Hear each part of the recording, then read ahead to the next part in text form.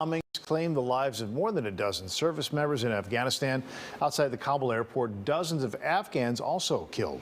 ISIS-K is claiming responsibility for that attack, and President Biden is demanding that they find those responsible.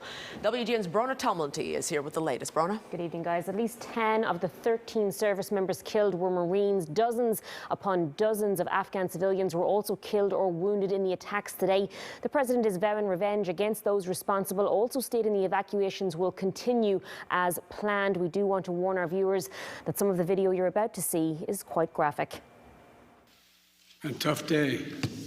President Joe Biden speaking today on an attack which claimed the lives of more than 100 people, including over a dozen U.S. service members, the first killed in Afghanistan since February of last year. An attack by a group known as ISIS-K took the lives of American service members standing guard at the airport and wounded several others seriously. Scores of civilians were also wounded and killed in the blasts. The president quick to vow revenge on those responsible. To those who carried out this attack, as well as anyone who wishes America harm, know this: we will not forgive. We will not forget. We will hunt you down and make you pay.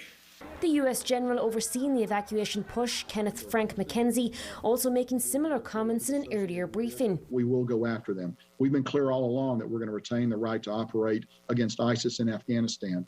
24/7, we are looking for them. Officials say the explosions went off outside Kabul International Airport, one outside Abbey Gate. The attack occurred at a gate. And at a gate, we have to check people before they get onto the airfield. We have to ensure they're not carrying a bomb. Another nearby at a hotel. The bombings were followed by gunmen opening fire on the crowds. Those gathering at the airport have been trying to flee in the wake of the Taliban takeover. Since August the 14th, we've evacuated more than 104,000 civilians. In spite of the attacks, a promise also made today to continue the mission at hand. America will not be intimidated. And I have the utmost confidence in our brave service members who continue to execute this mission with courage and honor to save lives and get Americans, our partners, our Afghan allies out of Afghanistan. And as those evacuations happen, here on home soil, flags are being lowered, honouring the lives that have been lost. Like their fellow brothers and sisters in arms who died defending our vision and our values in the struggle against terrorism, of the fallen this day, they're part of a great and noble company of American heroes.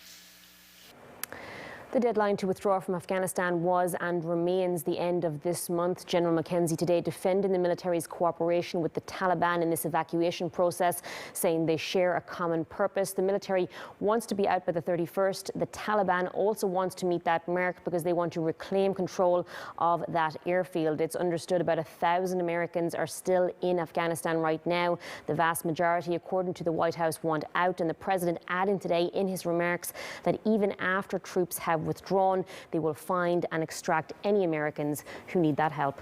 All right, thank you, Brona.